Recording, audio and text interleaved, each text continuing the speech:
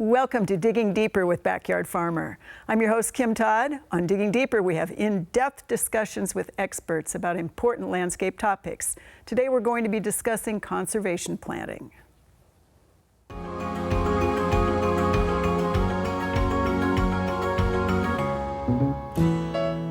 You know, conservation planting involves a whole lot more than just the plants, even though both of you brought plants. It's climate, it's how people manage plants, it's all of the things that we really think of going into the natural world with. So Jim from Lauritsen Gardens and Chris from the Nature Conservancy, let's talk a little bit about conservation, the way you think about it, and what you do in your jobs. Go ahead, Chris. Sure. So I'm the Director of Science for the Nature Conservancy here in Nebraska. About half of my job is science outreach, where I try to take lessons that we're learning on the properties that we manage here in the state and share them with anybody who can use them. So that's landowners, agency folks who work with landowners, or just anybody in the public. And then the other half of my job is doing the science. It's collecting data and outreach. But all of it is oriented toward grasslands, which is tricky because there are a lot of people who don't think much about grasslands, or if they do, they just think of them as these flat, boring places. So a lot of my job is trying to get people to think about prairies in a different way. All right, so Jim. Well, kind of like Chris, I work on two fronts.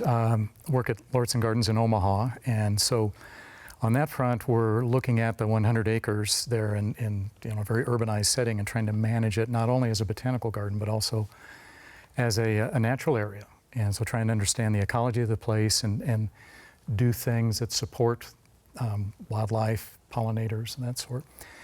And then we also try and support plant conservation efforts in Nebraska and the Great Plains. So we do seed banking and studies of rare plant communities and try and bring our botanical and horticultural expertise to bear in support of organizations like the Nature Conservancy, Game and Parks Commission that manage rare plants and plant communities.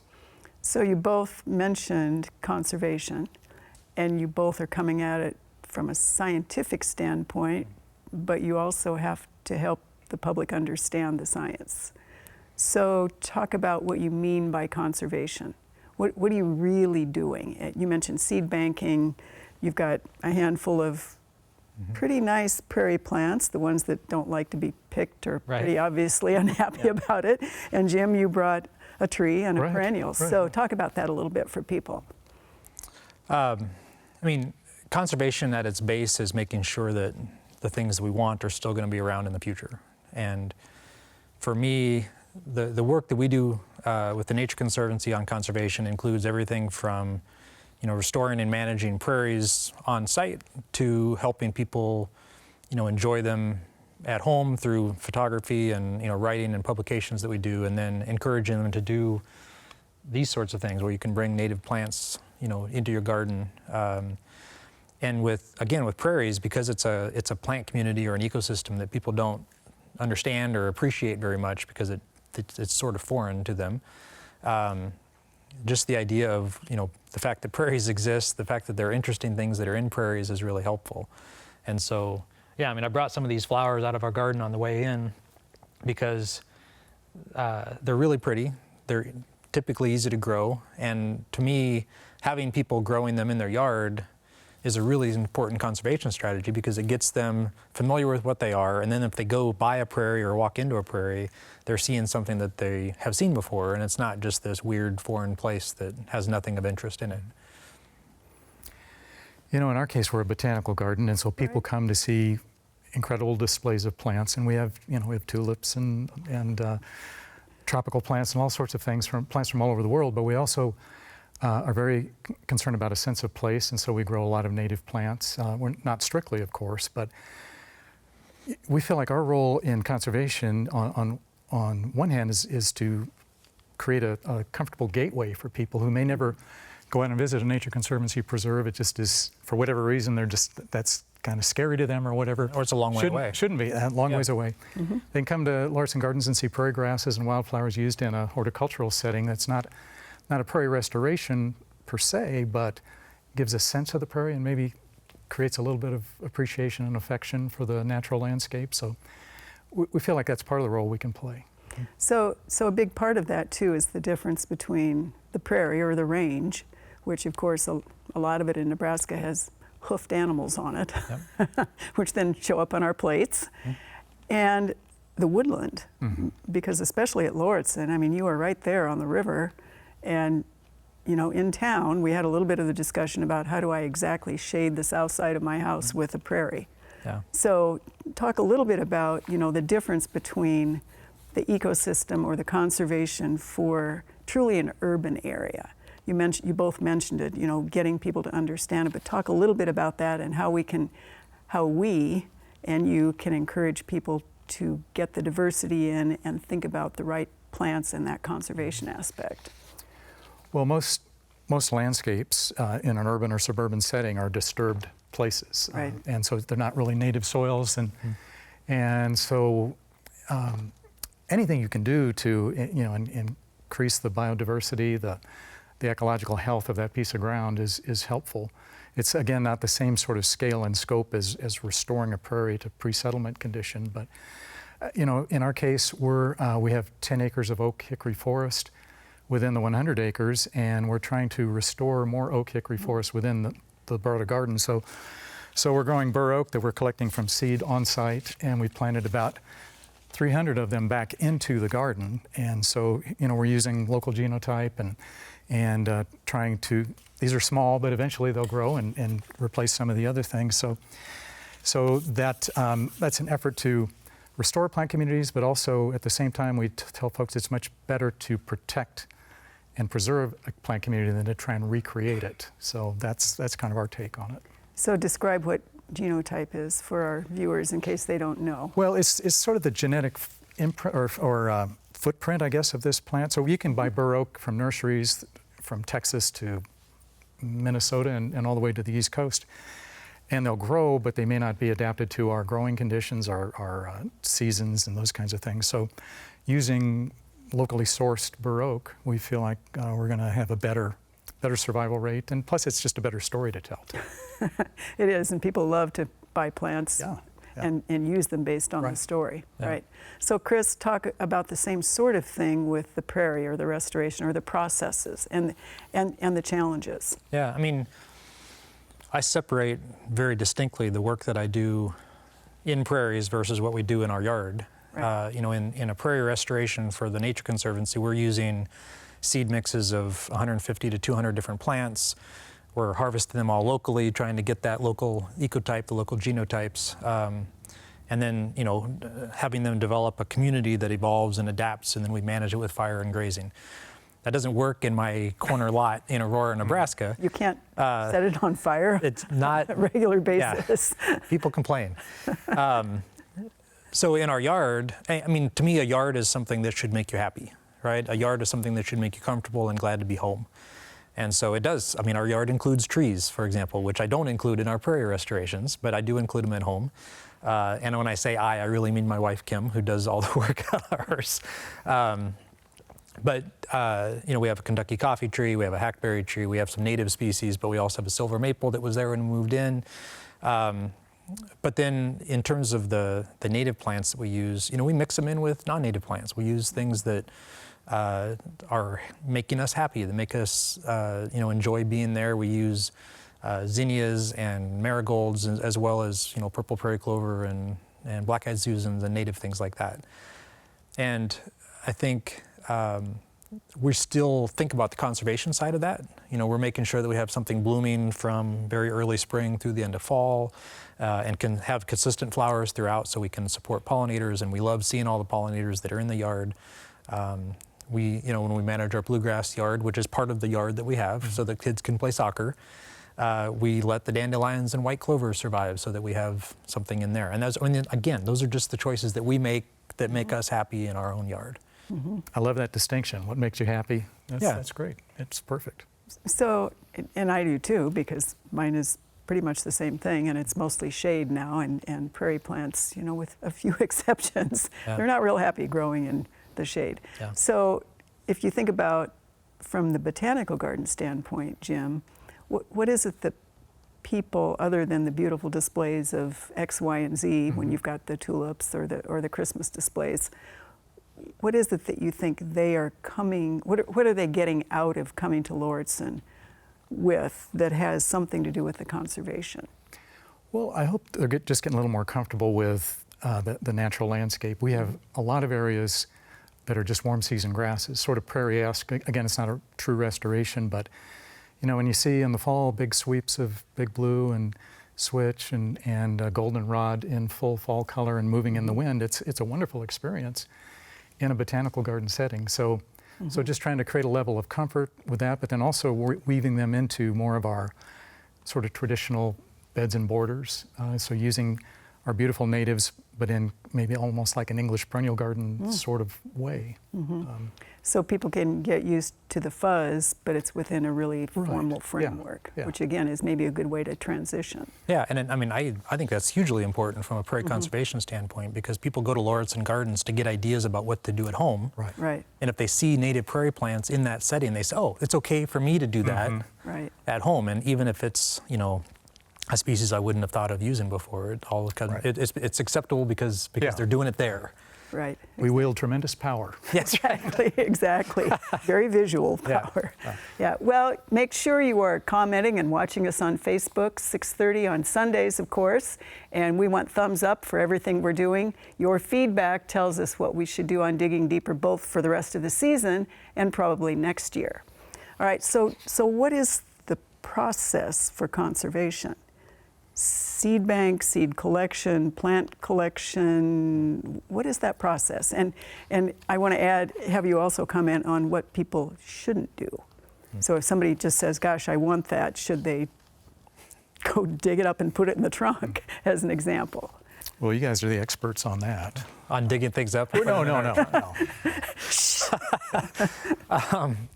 Well, I mean, in terms of doing conservation, you know, I talked earlier about in our yard, the way we think about conservation. I mean, again, one way is just making sure we have things blooming all the time for pollinators. A lot of that, though, is just a lot of it comes down to tolerance. You know, tolerating bees, tolerating having some space that's bare ground and can be good for bee nesting, or you know, leaving a compost pile a little messy and you know, something that animals can live in, small animals mostly. So there are a lot of things that you can do that honestly do make a large conservation impact, right? I mean, the pollinators is a great example, especially during migratory season.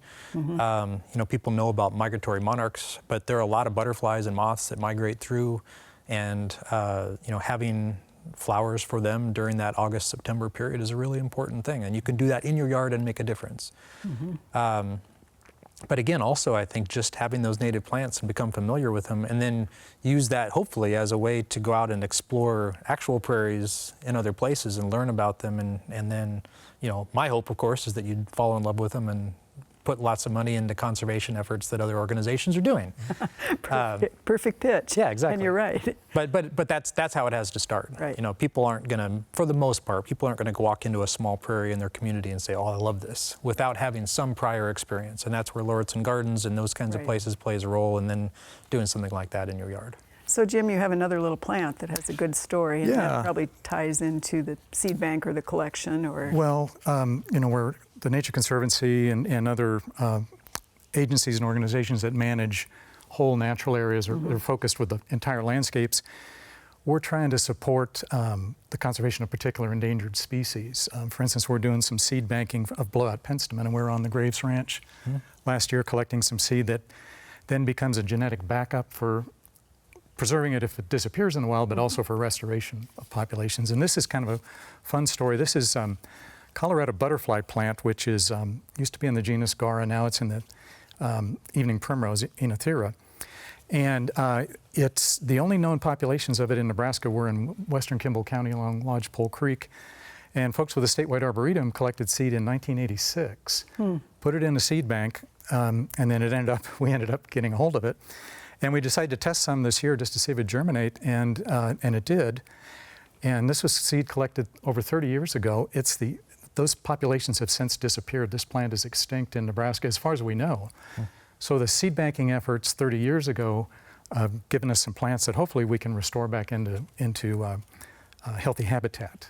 So that's, you know, the Kew Millennium Seed Bank is the same sort of an idea of trying to collect a snapshot of the genetic diversity of endangered species so that they can be preserved as long as possible.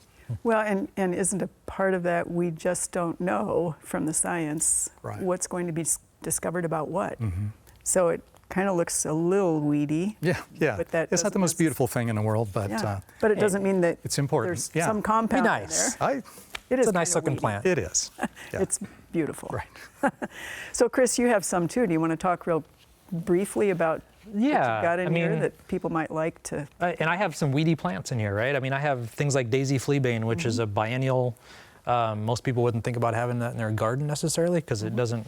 I mean, it has to seed itself in, but we see a lot of pollinator flies and bees using it, and it's I don't have to seed it; it just keeps putting itself in wherever there's open space. I've got black-eyed Susans, I've got false sunflower, I've got ironweed, this bergamot or monarda, and then Virginia mountain mint. And I just literally between the front door and my vehicle to drive here, I put them in my truck and brought them with me.